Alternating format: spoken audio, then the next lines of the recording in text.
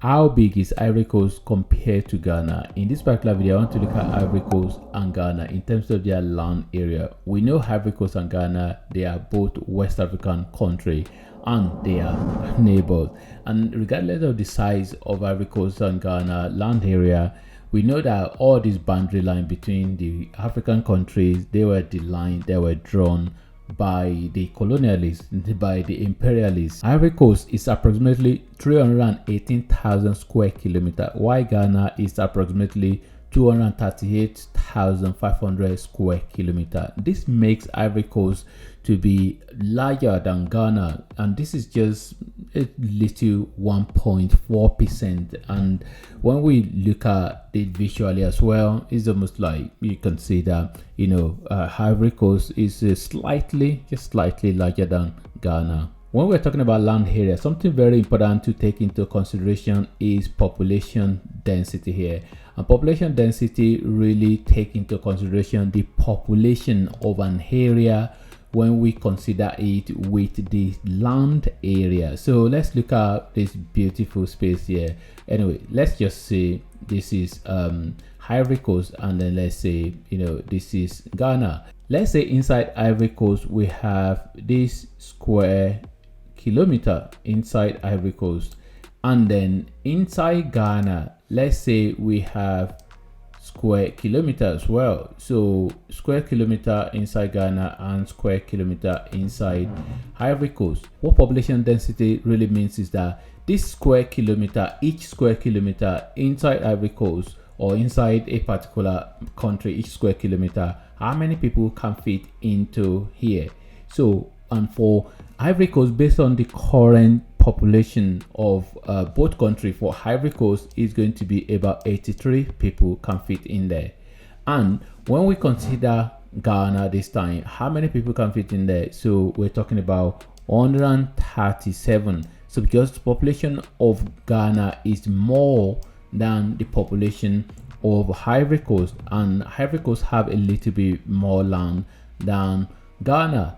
And to put that into context, really, when we think about it, even for Ghana, it's not really that high. So if 137 people can fit in there, so that simply means that 137 people getting into the space of Ghana. So that means that is really a lot. So it means that for Ivory Coast, it means Ivory Coast is less populated. So for Ghana, which is 137 versus 83, but actually in the real sense of it, Ghana is not really overpopulated, because you can still consider that Ghana is still really far better than a lot of countries in terms of, because when we even put it into context, we talk about Nigeria. So for example, Nigeria has 226 people per square kilometer, so which that is really very high when you compare that to Ghana of 137.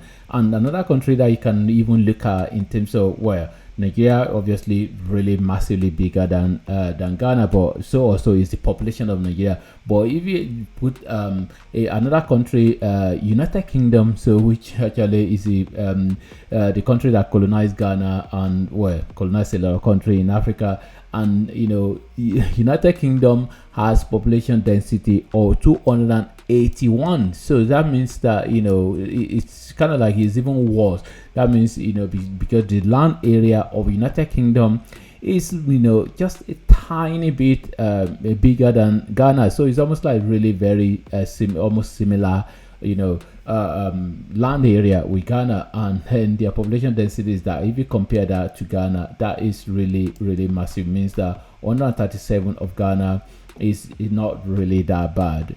One particular area I want to look at is the coastline. So when you look at the coastline of Cote d'Ivoire and Ghana, so you can see right here that the coastline of Cote d'Ivoire is just right there. Even though Cote d'Ivoire is like longer, wider, I would say, like when you look at Cote d'Ivoire, wider than Ghana, but the coastline of Ghana actually is longer. The coastline of Ghana is longer, so because it starts from right there, you can see that shape right there, and then that the way the shape goes, so it just make the coastline of Ghana to be longer, but it's just a tiny bit. The coastline of Ghana is about 550 kilometer, while the one for Ivory Coast is 515. So the difference is not that much. In terms of population density, a high population density isn't necessarily a problem, because when you look at the list of the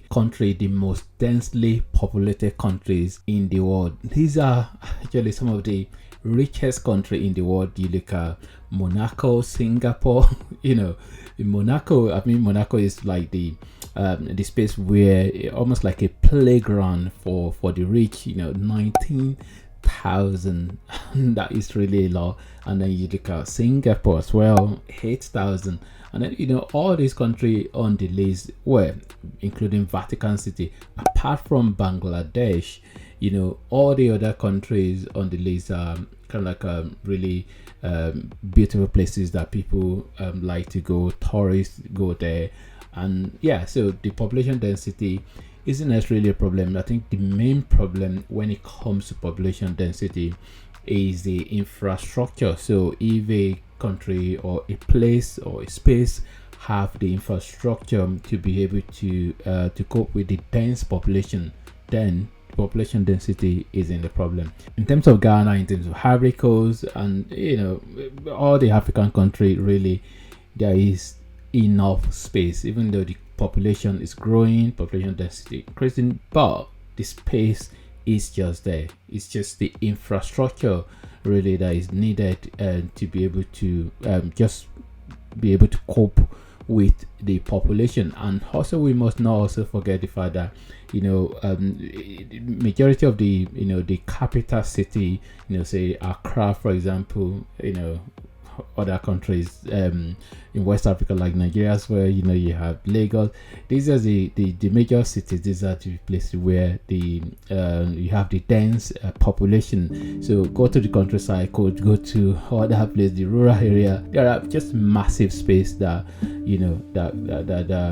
can be, that people can live. But people generally, human being everywhere in the world, generally want to live in the city.